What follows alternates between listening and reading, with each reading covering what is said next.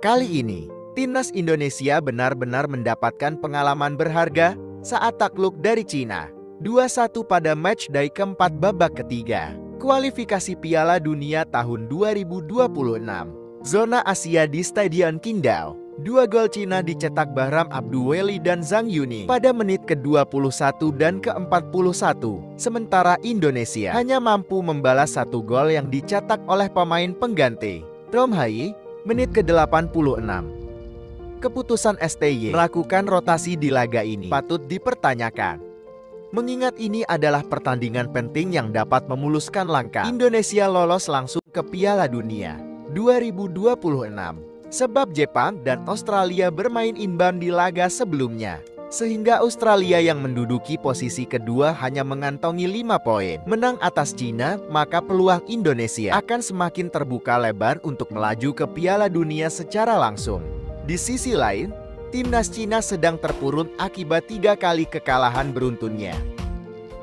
Inilah kesempatan terbesar timnas Indonesia, mencuri 3 poin di kandang lawan. Namun sangat disayangkan, STY seolah sedang melakukan pertaruhan.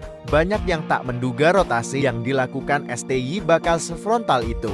Eksperimen STY kali ini berakibat blunder fatal bagi timnas Indonesia. STY seolah terlalu meremehkan Cina. Keputusannya memilih starting line up yang memainkan Asnawi, Witan, dan Shain Patinama di babak pertama dan mencadangkan Tom Hai, Malik Rizaldi, dan Rizky Ridho sungguh mengejutkan.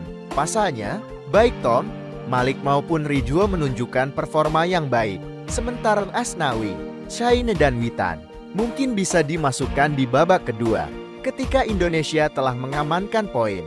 Maaf coach, kali ini kita harus mengatakan keputusanmu cukup mengecewakan.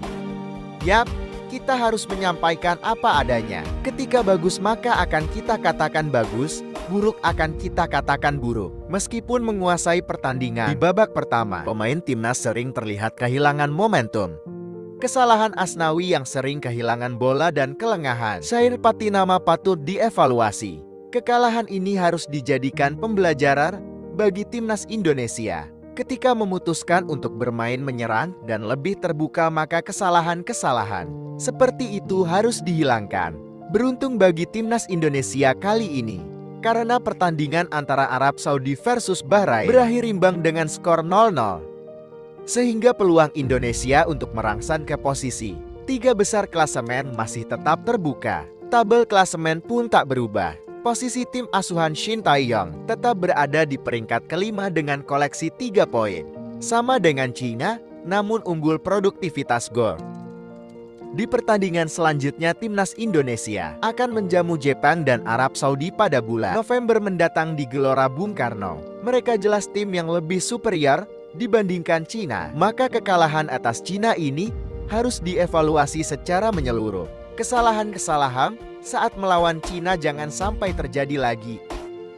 Tetap semangat Garudaku, asa itu masih terbuka. Jangan tundukkan kepalamu, karena kami tetap akan mendukungmu, sekalipun kalah dalam pertandingan. Bagaimana sob pendapat kalian? Tulis di kolom komentar.